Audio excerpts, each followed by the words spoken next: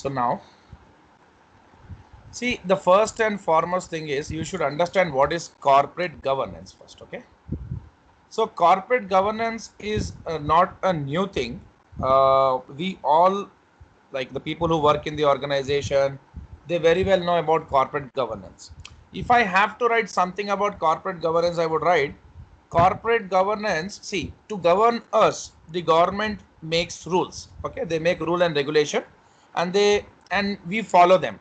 Since we follow all the rules and regulations made by the government is governing us through rule of law, and there is very less chance of we committing any kind of mistakes. Correct? If I take a traffic signal, if the traffic rules were not made, we would have jumped the signals and there would have been a like more probability of some accidents or casualties happening. Am I right? Since the rules are made, we are following them rigorously.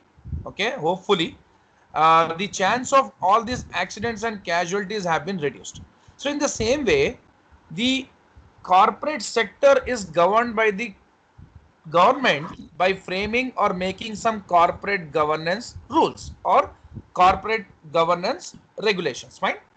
So here this entire chapter, I will just write two statements and I'll give you a very good synopsis about the chapter and then we can go ahead. दो line में chapter का पूरा आपको पूरा gist समझ में आ जाएगा. Perfect. So the thing what we are going to discuss here is corporate governance. तो क्या होता है, गवर्नमेंट रूल्स बनाती है हम सिटीजन्स के लिए to control us, okay, to lead a to make us to lead a controlled life. Out of control नहीं जाना है. वैसे ही कॉर्पोरेट सेक्टर के लिए भी गवर्नमेंट रूल्स बनाती है and every company has to follow this corporate governance rules or codes. Okay, अगर ये follow किया जाएगा, there is no chance or there will be very less chance of the stakeholders suffering because of the non-compliance of all these rules and regulations. That means whatever the rules and regulations government has framed for the corporate sectors, they have to corporate sector they follow all those rules and regulations.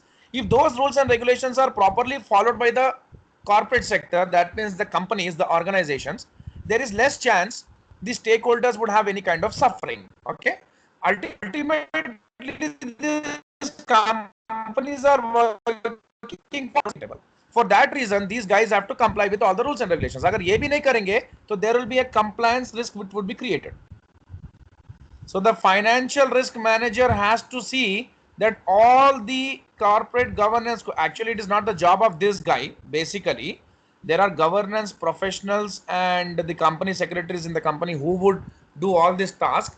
But the FRM, the financial risk manager, knows if the rules and regulations are not followed, if the compliances are not going to, if the companies are not complying with the rules and regulations, there may be chance that company may be asked to shut down their operations because of non-compliance of certain rules, and that is going to impact the stakeholders. Okay, because the company has made promises to stakeholders that they would maximize the wealth and make the organization profitable.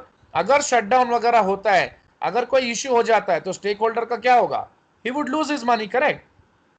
So that stakeholders wealth maximization and everything is linked with finance.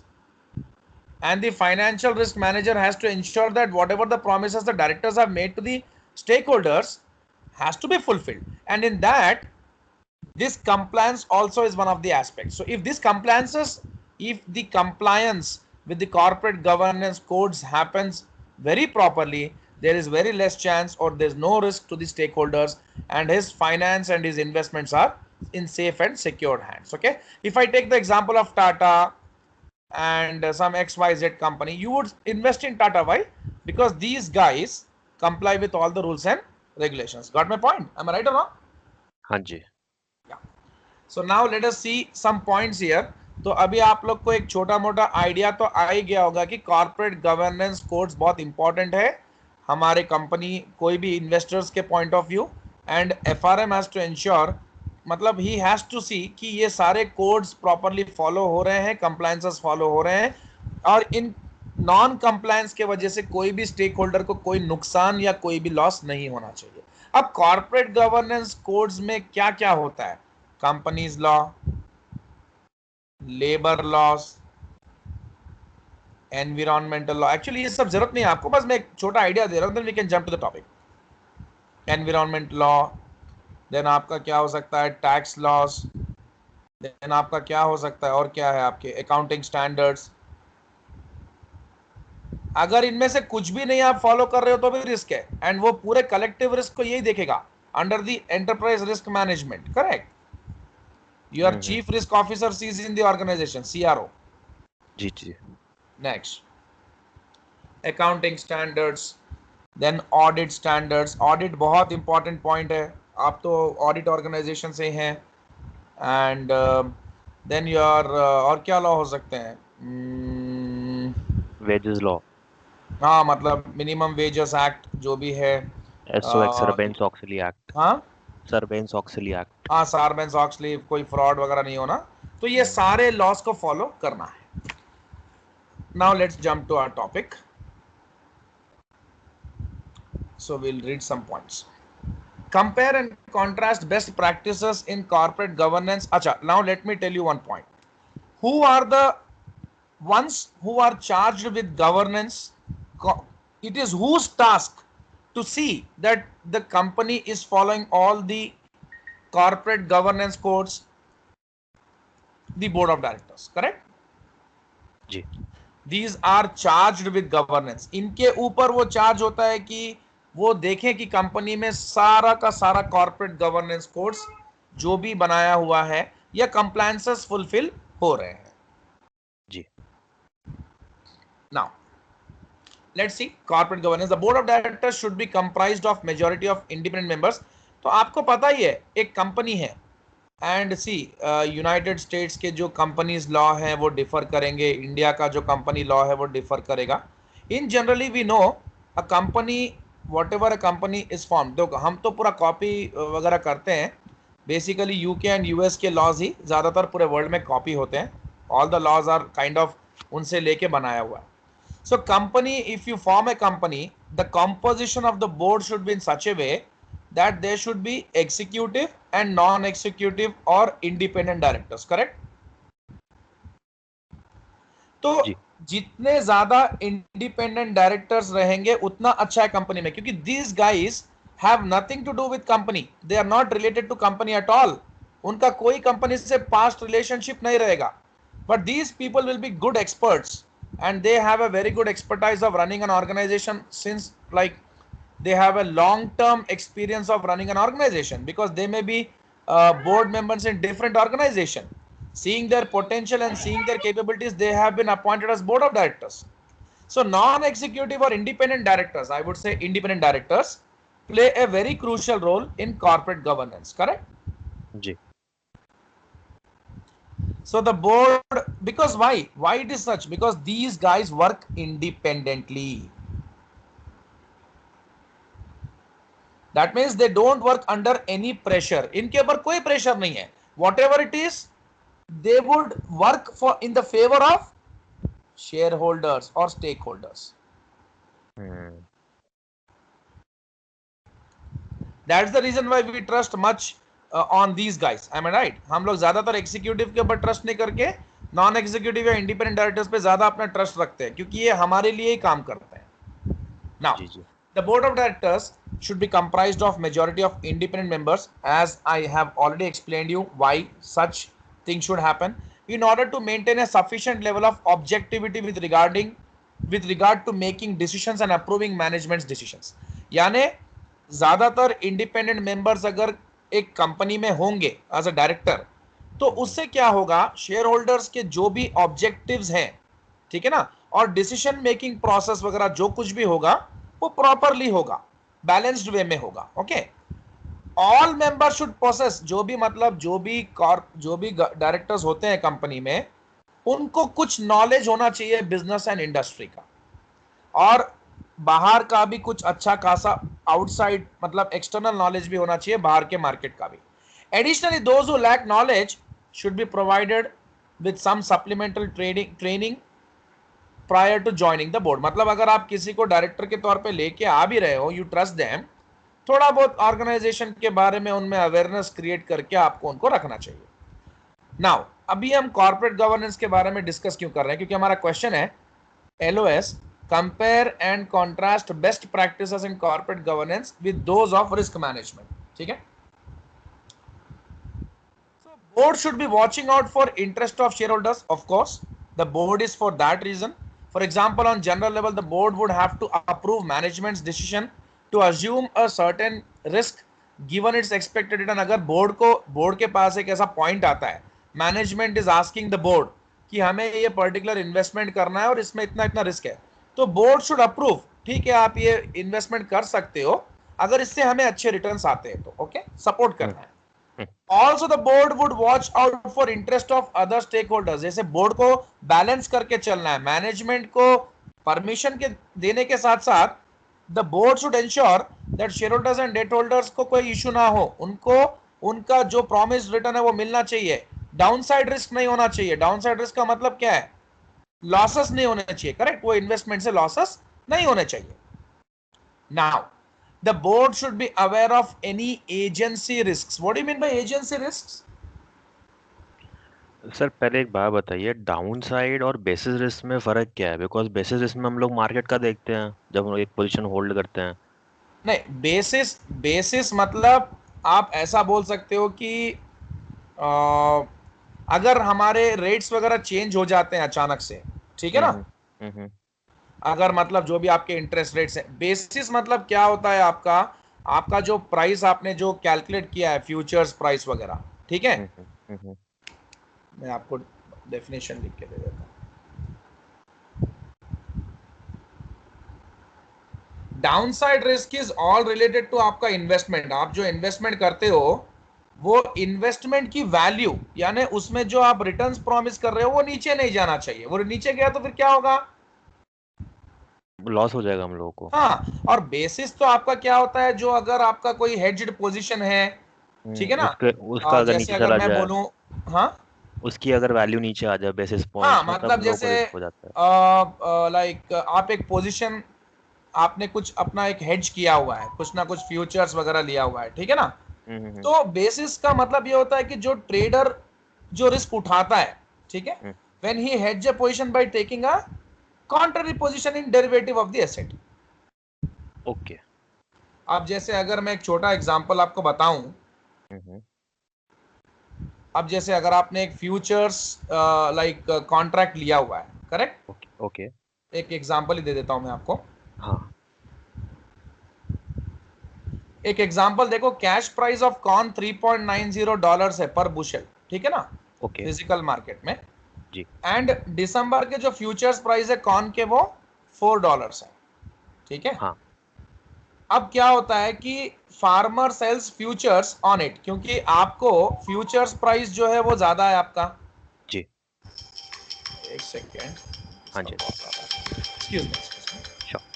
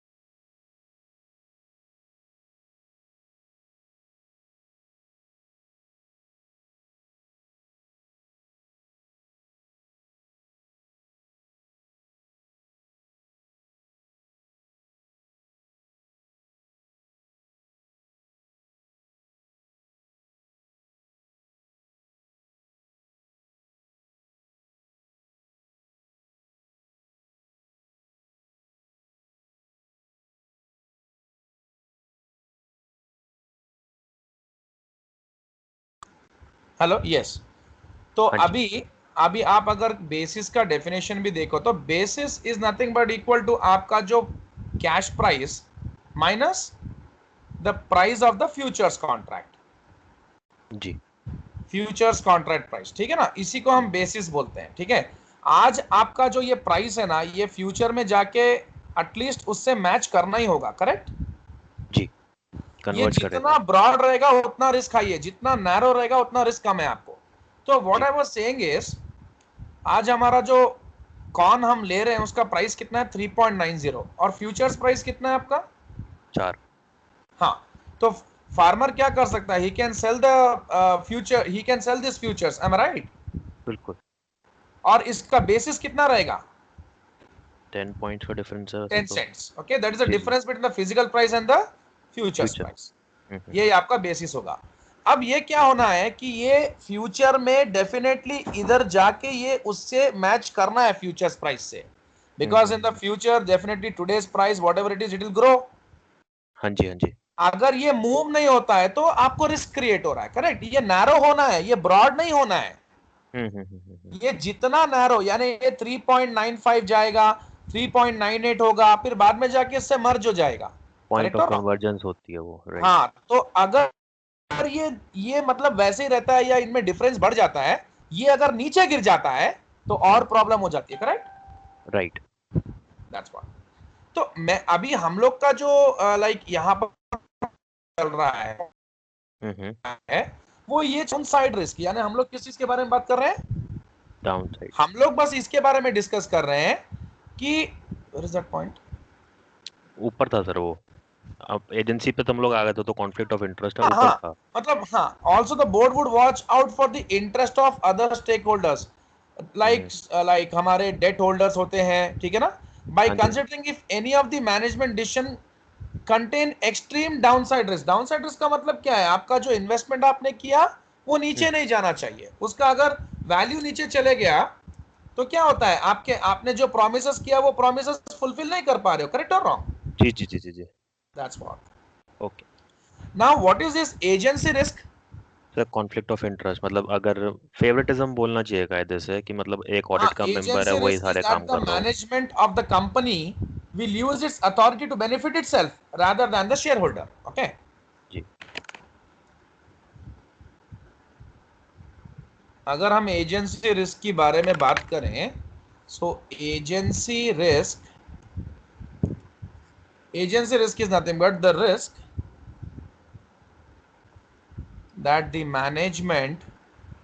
Management अपना ही फायदा उठा रही है, यानी share holders का फायदा नहीं देखकर खुद का फायदा उठा रही है। मैं एक छोटा एग्जांपल देता हूं आपको। Hmm. There is that the management of company will use its authority to benefit itself rather than the shareholder। अब जैसे मैनेजमेंट अगर ज्यादा सैलरीज अपने आप को ही पेमेंट करना शुरू कर दे, किसका बेनिफिट है, मैनेजमेंट का। मैनेजमेंट का बेनिफिट है। और मैनेजमेंट अगर सैलरीज को बढ़ा दे तो कंपनी का P&L अकाउंट में क्या होगा, इट विल डिक्रीज। जी इससे क्या हो जाएगा, प्रॉफिट्स हमारे शेयर होल्डर को डिप हो जाएगा, करेक्ट। जी।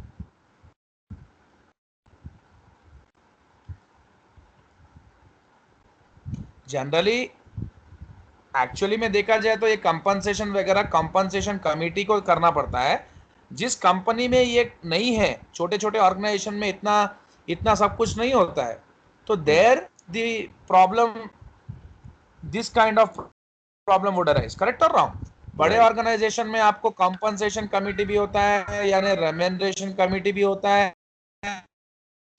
ऑडिट कमेटी भी होता है, हर चीज का एक कमेटी फॉर्म और बोर्ड मेंबर्स होते हैं, रिस्क कमेटी भी होता है। लेकिन हाँ जी। छोटे ऑर्गेनाइजेशन में can you expect all this, नहीं।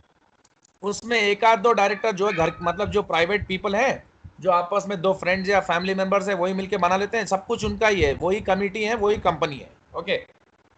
हम्म। ना,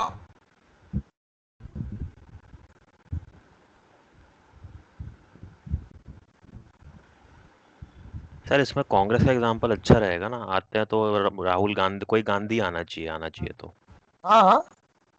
इसमें कांग्रेस का एग्जांपल बिल्कुल ओके सेट ओके रहेगा। ओके। एंड वो अगर हम आउट ऑफ द बॉक्स देंगे तो ओके फाइन। नाउ अब जैसे next point is the board should में, अब जैसे हाँ, the board should be aware of any agency risk whereby management में have the incentive to take on greater risk in order to maximise personal remuneration.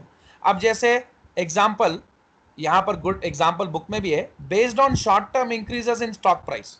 यानी ये लोग क्या करते हैं, ज्यादा रिस्क की पोजीशन में अपना पैसा लगाना शुरू करते हैं। एक्चुअली में जनरली मैनेजमेंट बहुत डरता है रिस्क लेने से, क्योंकि कल के दिन शेयर होल्डर क्या करेगा, सारा का सारा ब्लेम मैनेजमेंट पे डाल देगा। ठीक है ना, हम्म।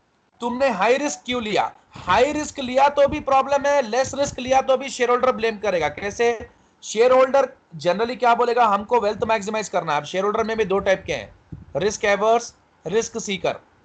कुछ लोग बोलेंगे आप रिस्की इन्वेस्टमेंट्स में पैसा लगा दो, अगर मैनेजमेंट लगाया वो डूब गया तो ब्लेम मैनेजमेंट के ऊपर। कम रिस्की इन्वेस्टमेंट में लिया तो रिस्क एवर्स वालों को अच्छा लगेगा, अगर रिस्क सीकर बोलेंगे इसमें हमको कोई फायदा नहीं हो रहा, तो यहां पर भी मैनेजमेंट को प्रॉब्लम। कई बार मैनेजमेंट इनसे कुछ नहीं करके इंडिपेंडेंटली बोलता है कि आप हम पे भरोसा रखो, हम आपको रिटर्न जनरेट करके देंगे, तो वो टाइम पे ये हायर रिस्क लेते हैं कई बार। ठीक है ना, हायर रिस्क जी। लेके क्या करते हैं, रिटर्न शॉर्ट टर्म का देखते हैं, लॉन्ग टर्म का नहीं देखते हैं। करेक्ट, शॉर्ट टर्म में वो बिजनेस अच्छा रिटर्न दे सकता है, उससे क्या होगा, इमीडिएटली शेयर होल्डर्स को बेनिफिट्स मिलेंगे, लेकिन लॉन्ग टर्म में वो पैसा डूब सकता है। और जी। अगर शॉर्ट टर्म में रिटर्न्स अच्छे मिले तो ये अपना अच्छा खासा रेम्यूनरेशन कंपनी से उठा लेते हैं। करेक्ट और wrong, based upon performance. Correct. एक सेकेंड, मैं तेरा चार्जर कनेक्ट कर रहा हूं। हाँ जी, हाँ जी।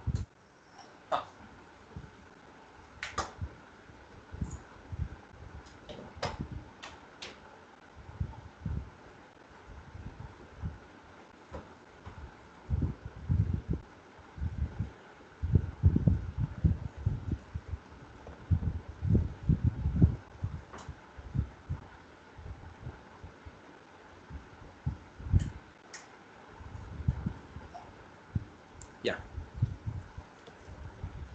So now, so like yeah, so that are not consistent with the objectives of stakeholders in term of long term risk levels. As a starting point, the compensation committee within the board should design management compensation plans so they are congruent with corporate goals in addition to minimizing or reducing agency risk. यानी अब ये लोग management क्या करता है, ये अपने खुद के रेम्यूनरेशन को ज्यादा करने के लिए अनवांटेड रिस्क लेता रहता है। So to come out to just minimise these kind of risks, it is better कि board of directors should form a compensation committee and they should frame the rules and regulations on what basis the management should be given their compensation or remuneration. Okay, जी। now next point. अब next point में क्या issue है, the board should maintain its independence from management. Of course company के जो board of directors हैं और company का जो मैनेजमेंट है, इनमें इंडिपेंडेंस होना चाहिए। यानी अगर मैं एक एग्जांपल बोलूं, सीईओ, चीफ एग्जीक्यूटिव ऑफिसर, कभी भी ऐसा नहीं करना चाहिए कि चीफ एग्जीक्यूटिव ऑफिसर बोर्ड में भी हो और मैनेजमेंट में भी हो। Correct, correct. क्योंकि अगर ऐसा होगा तो this will definitely impact the independence as a board of director. Correct, now बिल्कुल। सो क्या होता है, देखो, the board should maintain its independence from management. A key major involve would be that chief executive officer would not also be the chairman of the board. छोटे मोटे companies में ऐसा होता है कि सीईओ बोर्ड में भी रहता है और वो मैनेजमेंट में भी, मतलब वो मैनेजर के तौर पे भी, एक बड़े एग्जीक्यूटिव के तौर पे भी कंपनी को चलाता है। हम्म। So would not also be the chairman of the board, because there is already an inherent conflict with the CEO being on both the management team and the board of directors. As a result, Sir, CEO should hello, not be given the additional powers of the board. Yes, bolo. sir. It's like MD and CEO, like that, no? Hello. Hello, sir. हाँ बोलो बोलो. Sir, it's like MD and CEO, managing director and CEO. What? Yeah, managing, that's what they're saying. Yes, This should not happen. CEO should be independently working and directors should be independently working. yes, sir. Yes, sir. If Okay. Okay. if one person holds both the position, that is not good for the organization. Yes, sir. Yes, sir. But why? Can you give me an example? Why? What kind of problem the organization would have? Board of directors will pressurize the CEO, sir, regarding the decisions Yes. or all the things. Board of directors will pressurize the CEO. एक free But hand चला here, जाता है ना. but here the question is, the CEO is also on the board and he is also he is also in the management. Sir वैसे तो सबसे current example तो उसमें आईडीएफसी फर्स्ट का है, जिसमें वी वैद्यनाथन जो है एमडी एंड सीईओ भी है. क्या क्या आपने क्या बोला? सॉरी. सर ये जो एमडी एंड सीईओ का आप बता रहे अभी चल रही है हाँ हाँ बात, इसमें हमारे पास एक लिस्टेड कंपनी है जिसमें एमडी भी सेम है एंड सीईओ भी सेम है, हाँ हाँ. But that is actually yielding a good result as of now. या नो, अगर अगर वैसा हो तो कोई प्रॉब्लम नहीं है. अगर लेकिन कई बार क्या होता है कि ये लोग, अगर सीईओ इसमें रहता है तो वो क्या कर सकता है, मतलब वो अपने अच्छे रेम्यूनरेशन के लिए कुछ भी प्रॉफिट्स ज्यादा क्रिएट कर सकता है, यानी रिस्की इन्वेस्टमेंट्स में पैसा लगवा सकता है. करेक्ट. हाँ सत्यम टाइप. हाँ, अगर वो सीईओ भी है और चेयरमैन भी है तो वो कुछ भी गलतियां भी करेगा तो वो वहां पर जब बोर्ड में बैठेगा तो वहां पर वो सब चीज को ही विल, नलीफाई मतलब दिखा वो उन सकता है. चीजों को मतलब प्रेशराइज करके इग्नोर मैनेज कर. करवाएगा. करेक्ट. जी जी जी जी. अब जैसे मैं एक एग्जांपल बताता हूं आपको, एक सेकेंड, एक सेकेंड. हाँ,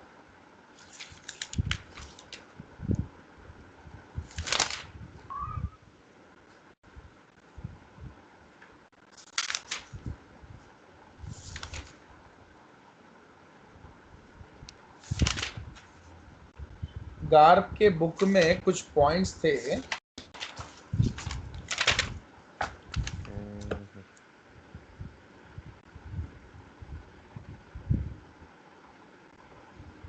या ओके.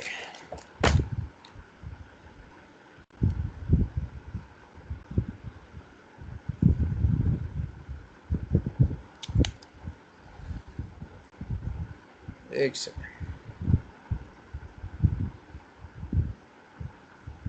मैं कुछ यहाँ पर रीजंस आपको बताता हूं. 3 reasons to separate CEO and chairman. यहां पर हम लोग ये देखेंगे कि हम लोग चेयरमैन और सीईओ, जैसे this is the board of directors. अब ये बोर्ड ऑफ डायरेक्टर्स का chairman is also the CEO of the company. अगर ये डुअल रोल्स प्ले कर रहा है, ठीक है ना, ये सीईओ भी है और चेयरमैन भी है, अगर ये डुअल रोल्स प्ले करता है तो कंपनी में बहुत सारे इश्यूज हो सकते हैं. तो it is very important that we should separate. अब क्यों सेपरेट करना है? Now let's see all public companies have a board of director headed by the chairman. हर कंपनी में बोर्ड ऑफ डायरेक्टर जो होता है उसका हेड चेयरमैन होता है. करेक्ट. जी करेक्ट. और इसका पूरा इन्फ्लुएंस किस पे होता है? बोर्ड के ऊपर होता है. करेक्ट. एंड इस कंपनी में चीफ एग्जीक्यूटिव ऑफिसर भी होता है, who is the top manager of the company. तो chairman is the one who has a big influence on the board and CEO is nothing but the top manager of the company. Yes, sir. Point number 2, in some companies the chairman also serves as chief executive officer. While this can streamline some operations, there are also arguments against one person holding this dual role. यानी definitely इसका CEO रहना, experienced person रहना, company में बहुत साल से work कर रहा है तो ये अच्छे काम भी कर सकता है, लेकिन if he takes dual roles that has a problem. Now what kind of problems? अब जैसे क्या होता है, executive pay is decided by the board. I am right? जो कंपनी का बोर्ड होता है वो डिसाइड करता है कि एग्जीक्यूटिव पे क्या मिलना चाहिए. जी. अब ये बंदा ऑलरेडी बोर्ड में भी है और सीईओ भी है, ठीक है ना. So this CEO who is also the chairman of the board of directors, he will vote for his own compensation. मतलब ये बोलेगा कि मेरे को इतना मिलना चाहिए, तो can anyone counter him? No. नहीं. No. That is the reason he can have a pressure. Okay, so I'm writing some points. So executive pay is decided, मैं आपको 3 रीजंस बताता हूं, बहुत स्ट्रॉन्ग एंड अच्छे रीजंस है, ठीक है ना. सो एक्सिक्यूटिव पे is decided bye a corporate board, meaning a CEO who is also chairman votes on their own compensation. What is this? It's a clear conflict of interest. Being a board member, he should try to maximize the shareholders' wealth. But ये तो खुद की wealth maximize कर रहा है, agency risk. Ji. Point number 2. See, boards monitor corporate governance or how the CEO runs the company relative to its mandate and shareholders' wishes, making it difficult for a chairman CEO to monitor himself or herself. मतलब क्या होता है? Board monitors the CEO. When the CEO himself is the chairman, who is going to monitor him? No one. That's the problem. Okay. Right.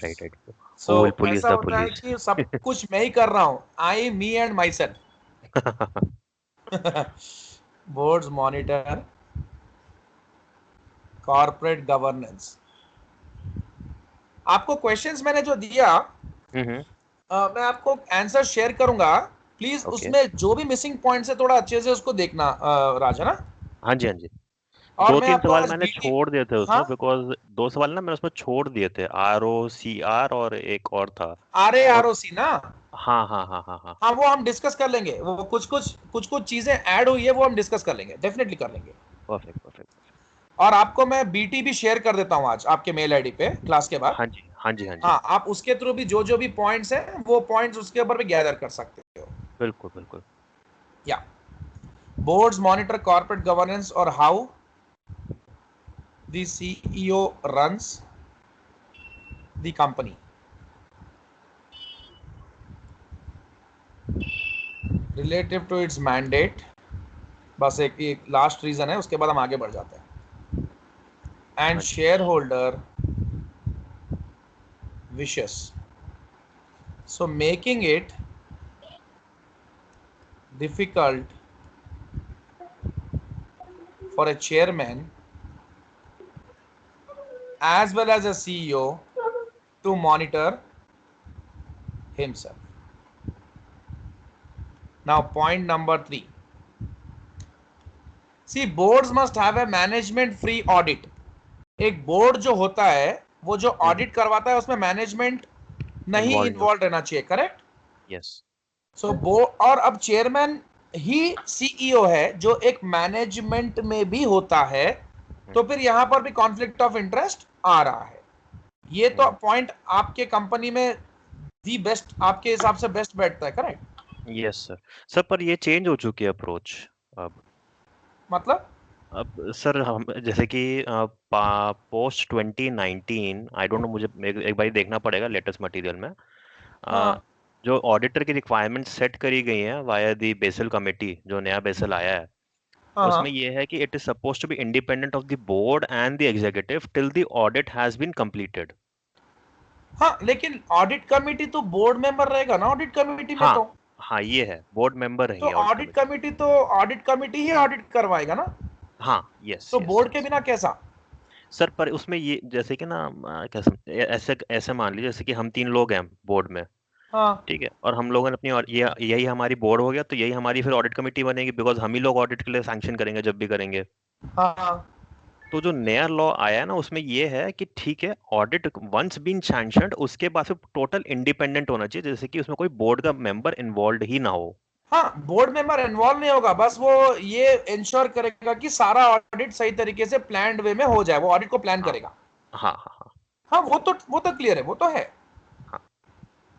So boards must have a management free audit committee. मतलब audit committee should not have anyone from the management. Hmm. Correct. Audit correct. Committee में सिर्फ board members ही रहेंगे. अब CEO who is also a chairman, he is having the dual roles. He is also involved in management, also in the board. So that will create a conflict of interest जी जी. on corporate oversight.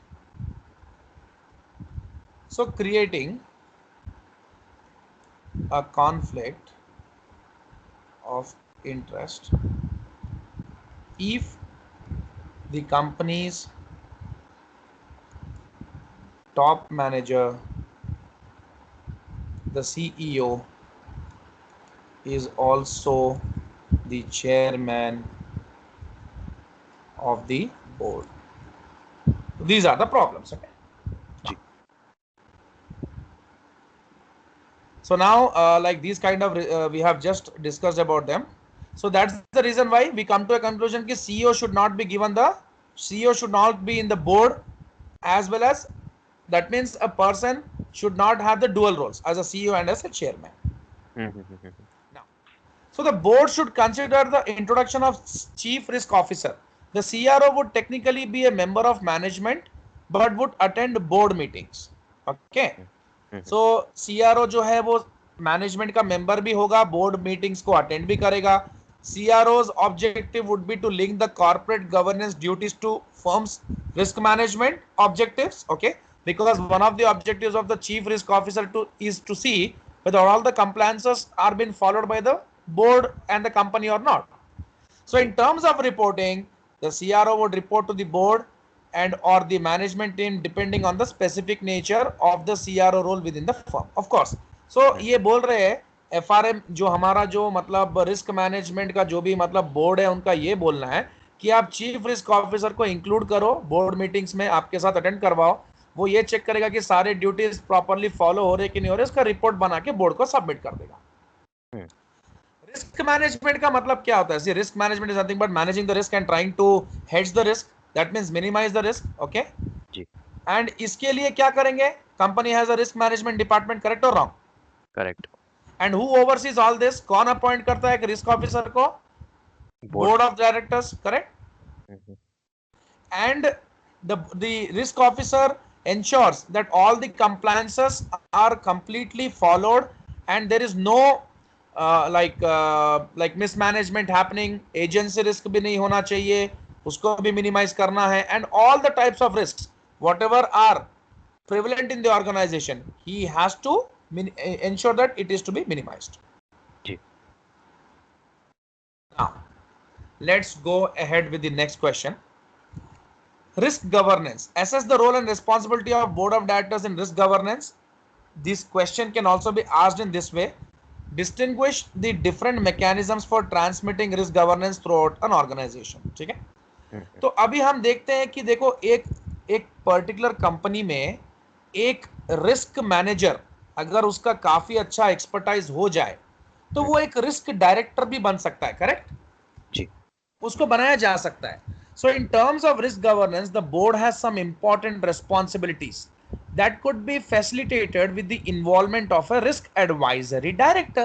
Yes, this guy would definitely enlighten and put light on all the types of risks, whatever are like whatever the risk to which the organization is exposed and how to minimize them. So he has the job of giving advisory duties. Now, so risk advisor director, a risk advisory director would be a board member who is a risk specialist. देखो अभी audit committee होता है, audit committee में भी board of directors बैठते हैं, but वो board of director जो बैठ रहा है वो फाइनेंस के फील्ड में एक्सपर्ट होना चाहिए. करेक्ट. उसको ऑडिट का एक अच्छा खासा एक्सपीरियंस, एक्सपोजर और नॉलेज होना चाहिए. सो रिस्क एडवाइजरी सर्विसेज के लिए जो डायरेक्टर बन रहा है, मतलब जो डायरेक्टर रिस्क एडवाइजरी डायरेक्टर जिसको बना रहे हैं, वो रिस्क स्पेशलिस्ट होना चाहिए who attends the risk committee and audit committee meetings. देखो audit is always a very important like aspect of a organization's risk minimization approach. तो रिस्क डायरेक्टर जो है वो ऑडिट कमिटी, रिस्क कमिटी दोनों के meetings को अटेंड करता है, and there he provides the advisors whichever are required to increase the effectiveness. Now the risk advisory director also meets with senior management on a regular basis, and he can be a liaison between the board and the management. So I can write here, मैं एक point लिख सकता हूं कि ये जो gap है management और बोर्ड के बीच में उसको ब्रिज कर सकता है.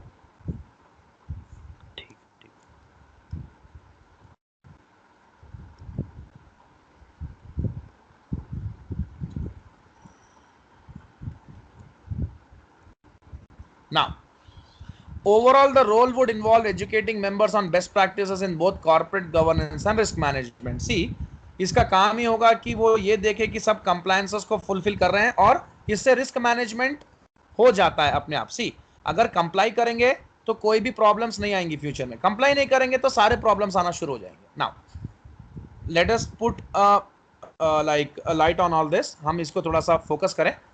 More specific duties of director and the board in general would include the review and analysis of the following.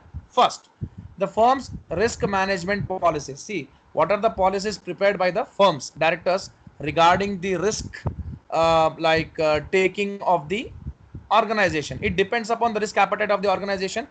हमारा organization कितना बड़ा है, क्या साइज का है, कितने का रिस्क ले सकता है, कितना रिस्क उसको लेना चाहिए, उसके हिसाब से पॉलिसीज बनती हैं. Firms periodic risk management reports, periodically quarterly या हाफ ईयरली या ईयरली रिपोर्ट बनाना होगा, और जो भी रिस्क हमारी कंपनी में जो भी रिस्क हम ले रहे हैं या उसको मैनेज कर रहे हैं उसका एक रिपोर्ट बना के बोर्ड को देना होगा. कंपनी का रिस्क एपेटाइट क्या है and what kind of strategy they have to prepare to meet all those risks based upon the company's risk appetite. Company का इंटरनल कंट्रोल कैसा है, कंपनी के फाइनेंशियल स्टेटमेंट्स टाइमली प्रिपेयर हो रहे हैं एंड डिस्क्लोजर्स भी पूरे हो रहे हैं. सी, डिस्क्लोजर्स का मतलब क्या है, everything, this is the company statement of financial position. जी जी, हाँ ओके, सॉरी वो एक पॉइंट, एक सेकेंड. हाँ कॉल स्टार्टेड. फॉलो करें ना, यू आर फॉलोइंग ना Sai? Hello sir. you are following na? Yes sir, yes sir. Yeah, so the statements are prepared by, in the company, that is statement of profit or loss or statement of financial position. Everything cannot be written on the face of the statement. The things which cannot be written on the face of the statement should be shown in the disclosures column. जैसे अगर आप एक balance sheet में एक asset है आपका, उसको आप डिप्रिशिएट कर रहे हो, डिप्रिसिएशन का कौन सा मेथड है, you won't write there, you should write in the disclosure column, in the footnotes. Okay? Footnotes. So so disclosure gives more transparency about the policies of the company with which the statements have been prepared. Now firms, related parties and related party transactions, यानी related party मतलब आपस में अपने ही जान पहचान के लोगों से कुछ अगर ट्रांजैक्शन चल रहा भी है, like the ones whom you already are dealing with since long time, have a rapport, have a relationship, तो वो पहले बताओ. Any audit reports from internal or external audits अगर कुछ है तो वो बताओ. Corporate governance, best practices for the industry, अगर आप सारे जो कुछ भी फॉलो कर रहे हैं डेफिनेटली उनके बारे में भी बताओ. And risk management practices of competitors and the industry, यानी आपका जो रिस्क मैनेजमेंट वो कैसा है और आपके कॉम्पिटिटर्स का कैसा है. Now the risk management committee of course is made by the board of directors. उसमें एक ऐसा एक्सपर्ट होगा जो रिस्क मैनेजमेंट का एक्सपर्ट होगा, and he definitely would be one who is in the field of risk management since long time, and a good expertise he should have. Okay, so let us take a bank as an example here, because banks are the one whereby this financial risk management is most prevalent, zyadatar wahi dekha jata hai. So the risk management committee within the board is responsible for what? For identifying what risk a bank has, that means what risk the bank is exposed to. They measure, that means they quantify the risk, and they also monitor, that means they will definitely, after quantifying the risk, they will hedge the risk, and they will then monitor whether their strategies are working or not for the company, and if there is a change required, they'll try to change the strategy. सो जैसे credit risk है, market risk है, liquidity risk है, ये सब operational risk होता है आपका, correct, sorry financial risk होता है। What are the financial risk of the company? Credit risk,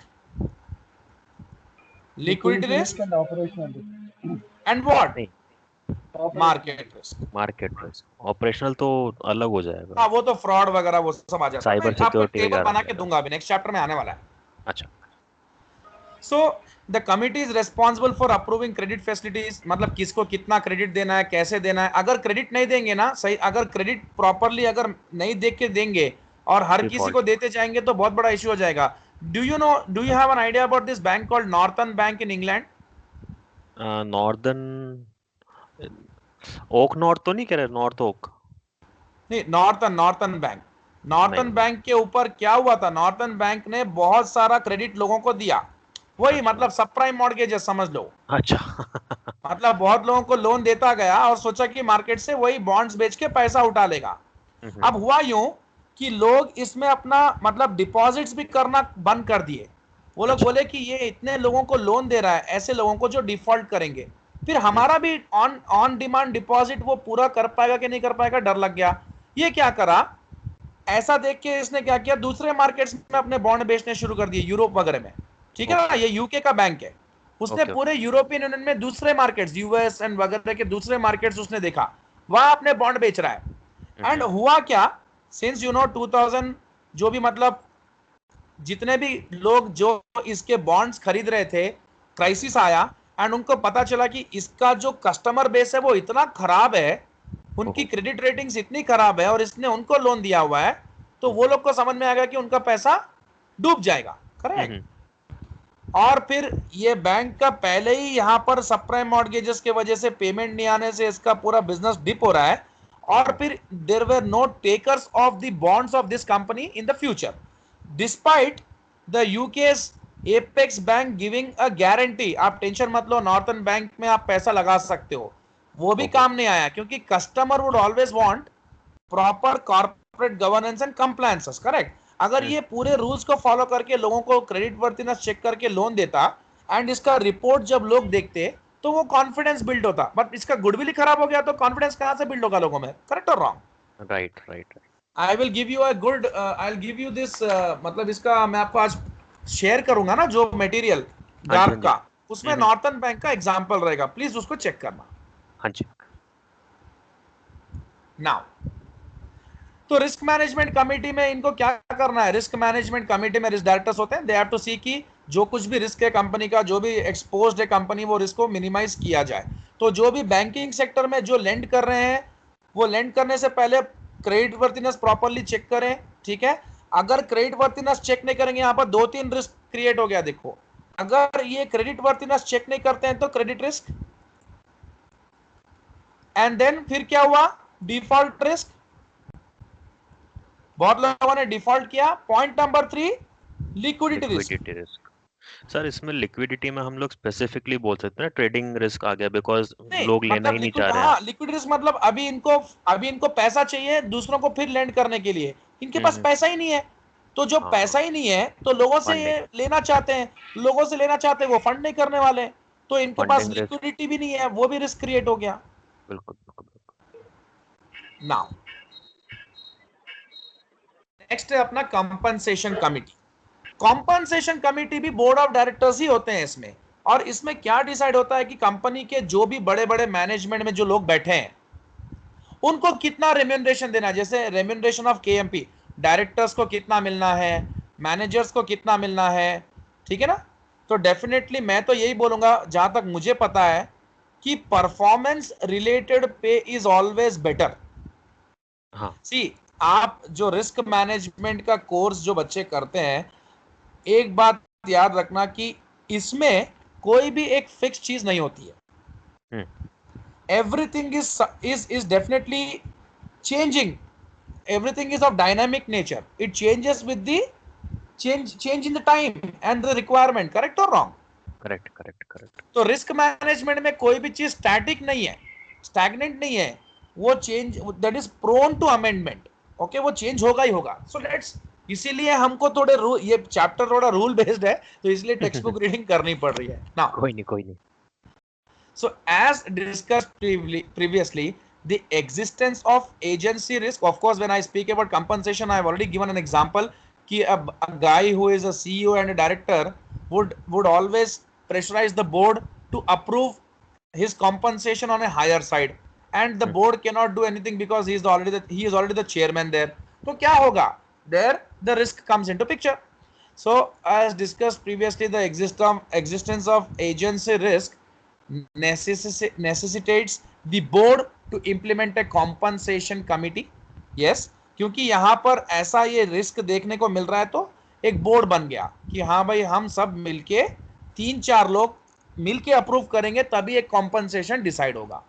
To ensure appropriate risk taking in relation to the long term risks assumed, the compensation committee is independent of management and its role is to, that's what, independent होना नहीं तो conflict of interest होगा, and they have to discuss how much remuneration should be given to the KMPs, the key management personnel like company secretaries or directors or the chief executive officers, etc.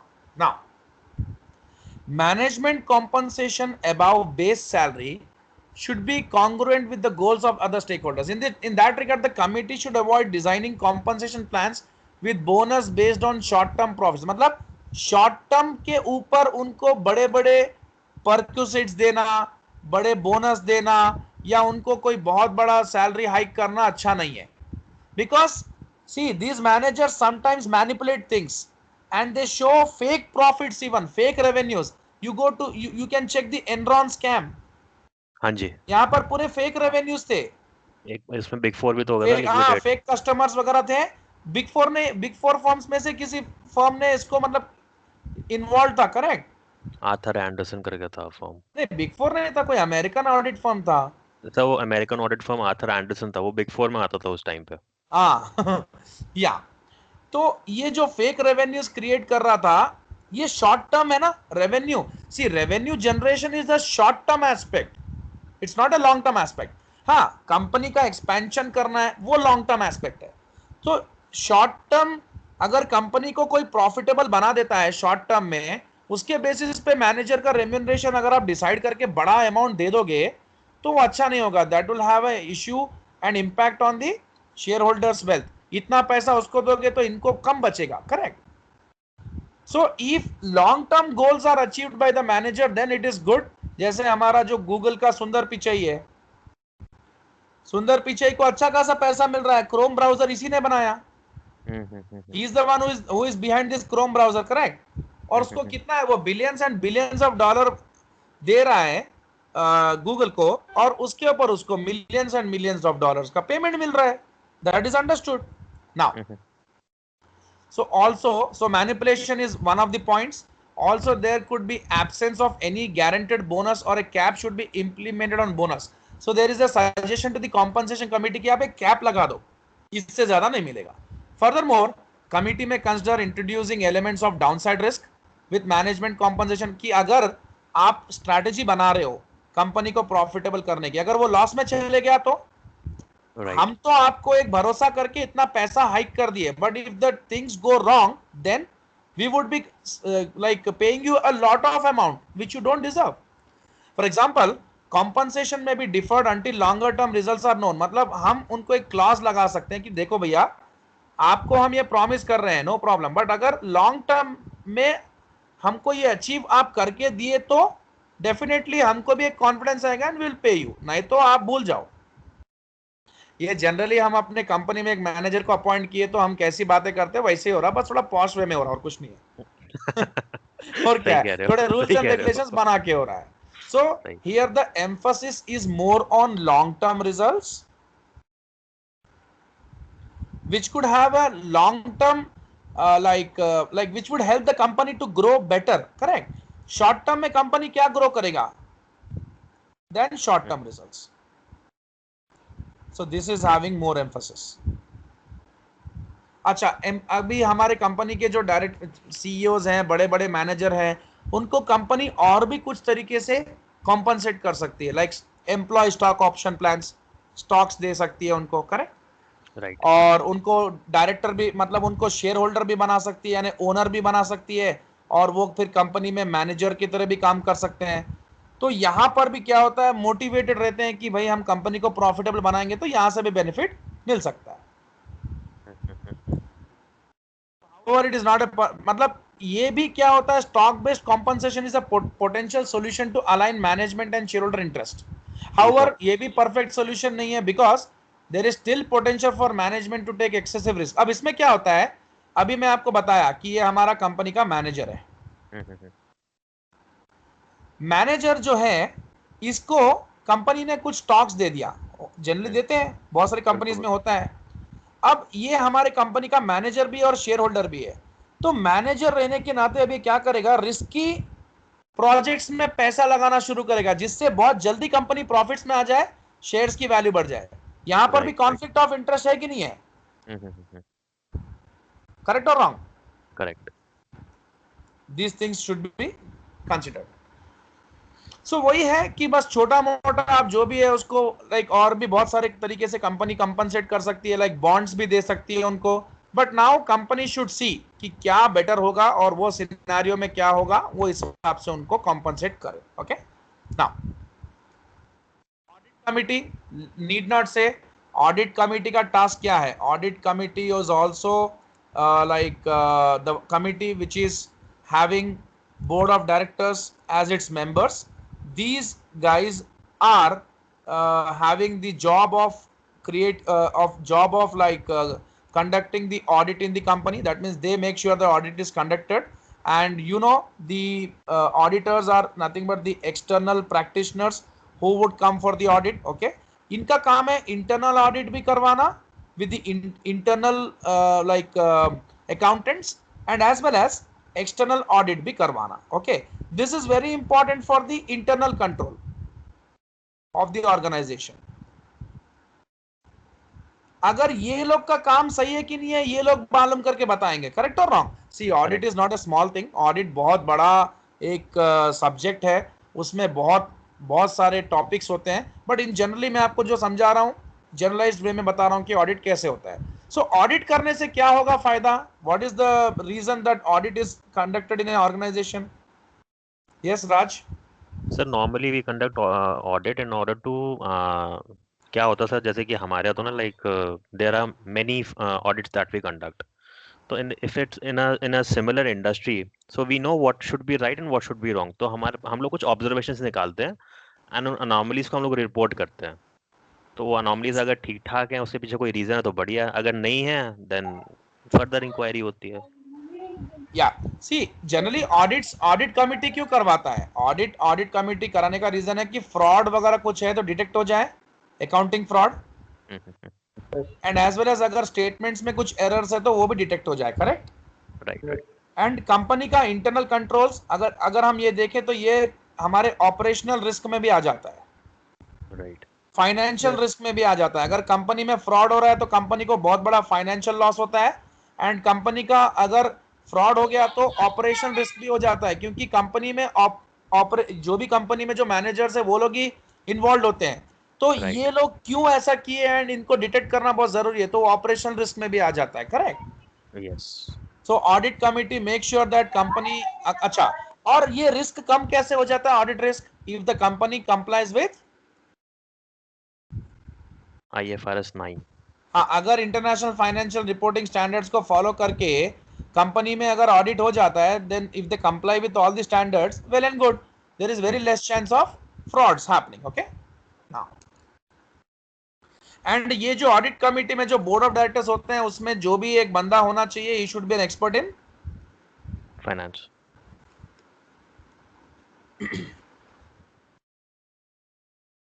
Risk appetite and business strategy. See, कोई भी company में जो भी strategy बनती है investment के लिए, वो डिपेंड करता है कंपनी के रिस्क एपेटाइट के ऊपर। यस। अगर मैं इस रिस्क एपेटाइट के ऊपर लेक्चर देना चाहूं तो एक छोटा मोटा आपको मैं एक एग्जांपल दे देता हूं। अभी आपका एज है 28, correct? And brother Sai, what is your age? 32. What? 32 32 sir. 32, okay, चलो मैं 35 का हूँ। सो अभी हम तीनों के रिस्क एपेटाइट डिफर करेंगे, करेक्ट? राइट। ओके अच्छा, आप में से कोई रिस्क टेकर भी होगा, कोई रिस्क लाइक मतलब एवर्स भी होगा, कोई रिस्क न्यूट्रल भी होगा।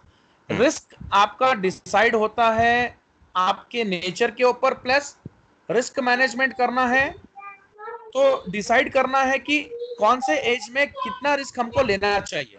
जैसे नवीन, अभी राज का कैसा है कि आपका अभी जॉब, कितने साल से जॉब कर रहे हैं आप? 5 साल होने वाले।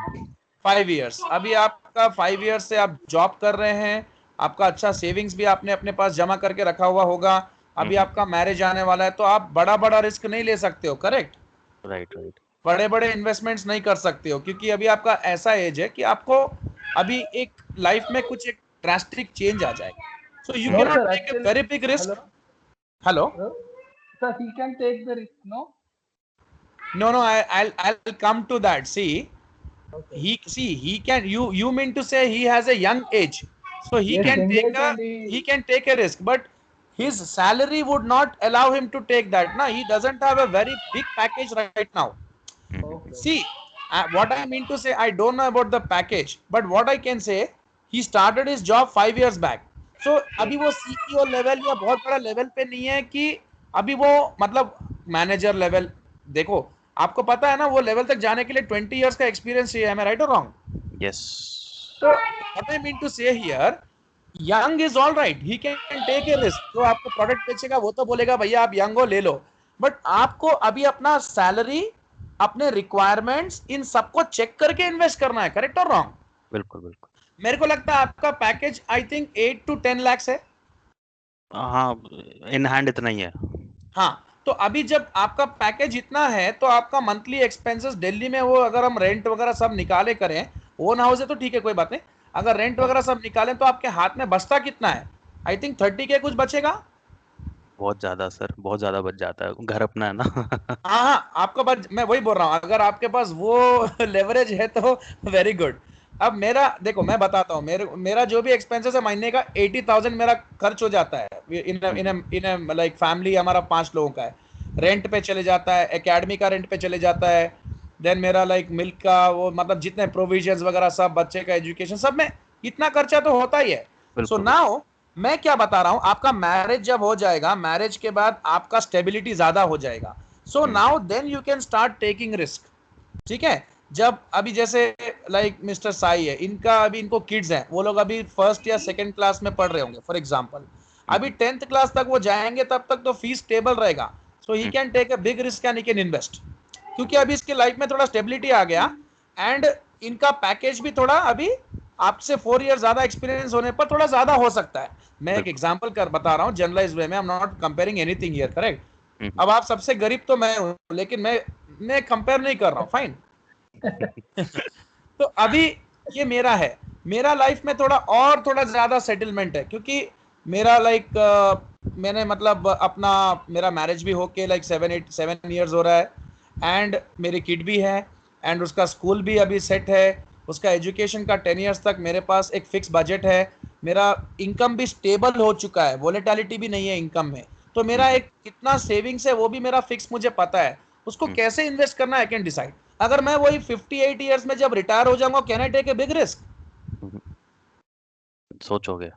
नहीं, क्योंकि मेरे को डेफिनेटली मुझे ग्रेट्युटी मिलेगा, मुझे रिटायरमेंट बेनिफिट्स मिलेगा, मुझे पेंशन फंड से पैसा आएगा, बट ये सब मैं रिस्क नहीं लूंगा, क्योंकि मैं एक फिक्स्ड रिटर्न आने वाले इन्वेस्टमेंट में लगा दूंगा, क्योंकि मुझे अपने लाइफ को चलाने के लिए फिक्स पैसा चाहिए, अभी मेरे को कुछ मेटेरियलिस्टिक नीड्स नहीं है। Got my point? सो ये डिपेंड करता है, वैसे ही ऑर्गेनाइजेशन के ऊपर भी डिपेंड करता है। ऑर्गेनाइजेशन में जैसे बैंक है, बैंक का बहुत लिक्विडिटी, इसको बहुत लिक्विडिटी चाहिए, इसके लिक्विडिटी रिक्वायरमेंट्स बहुत हाई है, ओके? तो हर ऑर्गेनाइजेशन के अपने रिक्वायरमेंट्स होते हैं, अपने एक रिस्क एपेटाइट होता है, उसका एक लाइक रिक्वायरमेंट होता है, उसके हिसाब से वो रिस्क लेना चाहिए, उसके हिसाब से वो अपना फुलफिल करना चाहिए, करेक्ट जी। तो इसमें कुछ पॉइंट्स हम देख लेते हैं, फाइनल पॉइंट्स हैं, उसके बाद आई थिंक हम ऑलमोस्ट चैप्टर खत्म कर देंगे। A firm's risk appetite reflects its tolerance. जैसे मेरे पास, मैं I take CFA classes even, उसमें मेरे पास एक अच्छा चार्ट है, मैं वो चार्ट आपको स्क्रीनशॉट दूंगा, आप उसमें देखना अलग अलग ऑर्गेनाइजेशन के कैसे रिस्क एपेटाइट होती है और कैसे रिस्क नीड्स होती है और कैसे उनको पैसा चाहिए होता है, करेक्ट? ठीक। So now a firm's risk appetite reflects its tolerance, कि वो कितना रिस्क ले सकता है. Subsequent implementation of risk appetite into defining firm's risk limit sets some bounds to its business strategy. मतलब वो डिपेंड करता है उसका बिजनेस कैसा है और वो किस तरीके के बिजनेस में इन्वॉल्व है और वो कैसा रिस्क ले सकते हैं, ठीक है? उसके हिसाब से स्ट्रैटेजी बनती है, उसके हिसाब से प्लान होता है. There must be a logical relationship between firm's risk appetite and its business strategy. मतलब उसका बिजनेस क्या है और उसकी बिजनेस के हिसाब से ही उसकी स्ट्रैटेजी बनेगी, करेक्ट? जैसे अगर मैं बोलूं यूनिवर्सिटी, अब अपन यहाँ बैंक लेते हैं या यूनिवर्सिटी लेते हैं, आप मुझे बताओ हार्वर्ड यूनिवर्सिटी से बड़ा पैसे वाला कोई भी नहीं है, हमेशा प्रॉफिट में ये बंदा, और हमेशा ये लोग रोते रहते हैं हमारे पास पैसा नहीं है, क्योंकि इतना डोनेशंस आता है इनको, इतना पैसा इनको आता है डोनेशन के फॉर्म में. ये करते क्या है, प्लस ये फीस भी खा रहे हैं लोगों से, एजुकेशन के नाम पे डोनेशन भी आ रहा है, कुछ कुछ लोगों को बेनिफिट दे देंगे, बाकी लोगों से फीस खाएंगे और अपना अच्छा खासा अपना एक्सपेंशन भी कर रहे हैं और मस्त पैसा है इनके पास, इनकी लिक्विडिटी नीड्स बिल्कुल हाई नहीं है, उल्टा इनके पास इतना पैसा है कि री इन्वेस्ट कर सकते हैं, करेक्ट? बैंक क्या है, इनका रिस्क बहुत कम है, बैंक के रिस्क ज्यादा है क्योंकि बैंक को हमेशा लिक्विडिटी चाहिए. Right right. तो इसको अपने रिक्वायरमेंट के हिसाब से रिस्क लेना पड़ेगा, करेक्ट? नाउ सो देयर, तो एक लॉजिकल रिलेशनशिप रहना चाहिए अपने रिस्क एपेटाइट और अपने स्ट्रेटजी के ऊपर. हम ऐसा नहीं है कि भाई हम लाइक कोई भी हम कोई भी स्टेज में हो और हम कैसा भी रिस्क उठा लें, ऐसा नहीं हो सकता. As a result, business strategy planning meetings require input from the risk management team right from the outset to ensure the consistency between risk appetite and business strategy. मतलब जो स्ट्रैटेजी बन रही है वो स्ट्रैटेजी कंपनी के risk appetite को देखते हुए बनाना है आपको, जैसा बोले वैसा नहीं होगा. कंपनी की रिक्वायरमेंट्स क्या है, कंपनी को अभी कितना फंडिंग चाहिए, कंपनी अभी क्या स्टेज पे है, is it a new company, is it already established company, if it is established company it has expanded itself a lot, उसके पास काफी लिक्विडिटी होगा, वो काफी रिस्क ले सकता है. नई नई कंपनी है, अभी अभी बिजनेस स्टार्ट किया है, अभी अभी फंड्स लोगों से रेस कर रहा है, अभी ज्यादातर रिस्क नहीं ले सकता है. अगर अभी बड़े रिस्क लेगा तो अगर उसमें लॉस हो गया तो बर्बाद हो जाएगा, करेक्ट और रॉन्ग? करेक्ट. जैसे आप देखो स्टार्टअप्स को हमारे कंपनी में सेबी क्यों परमिशन नहीं देता है लिस्टिंग के लिए? क्या भरोसा है ये जोमेटो का, क्या भरोसा है? और अगर ये जोमेटो टाइप के 50 स्टार्टअप हो गए, खत्म ना, हर गली में एक स्टार्टअप हो गया तो क्या करेंगे? स्टेबिलिटी कहां से आएगा? कोई भी खोल सकता है स्टार्टअप, एक ऐप बनाना है आपको, एक टीम क्रिएट करनी है बस, करेक्ट और रॉन्ग? उसके लिए नहीं, देखो उसके लिए आप में एक मतलब एक एम्बिशन होना चाहिए. आई एम नॉट सेइंग कि कोई भी खोल सकता है, मतलब एम्बिशन, अगर आपको एक एम्बिशन आ गया कि मुझको एक ऐप खोलना है तो आप फिर वो ऐसा उसमें डेडिकेशन में आप उसमें डेडिकेटेड हो जाते हो, करेक्ट? सो ये पूरा बबल बस्ट हो जाएगा. That's the reason why this SEBI is not giving a permission to this kind of startups. अभी वो कंसिडर कर रहे हैं क्योंकि यूनाइटेड स्टेट्स में भी बहुत सारे स्टार्टअप्स को फंडिंग मतलब लिस्टिंग करने का परमिशन मिल रहा है, बिकॉज अभी इसका काफी मार्केट कैप बढ़ चुका है, करेक्ट? यस. तो जोमेटो अभी क्या है, अगर बड़े बड़े रिस्क लिया ना, जैसे बायजूस जो उठा रहा है, ठीक है, अगर एक गलत कदम निकल गया तो these guys are backed by funding, इनका खुद का पैसा नहीं है इनके पास, तो फिर क्या होगा, ये सब बर्बाद हो जाएंगे और एक इन्वेस्टर सेंटिमेंट खराब हुआ, खत्म ना. तो वही चीज के ऊपर ये पूरा पॉइंट्स है. So your strategy should be based upon your risk appetite. अपने रिस्क का, आपका जो रिस्क उठाने का कैपेसिटी है ना, उसके हिसाब से आप स्ट्रेटजी बनाओ और उसके हिसाब से रिस्क एडजस्टेड रिटर्न्स एंजॉय करो.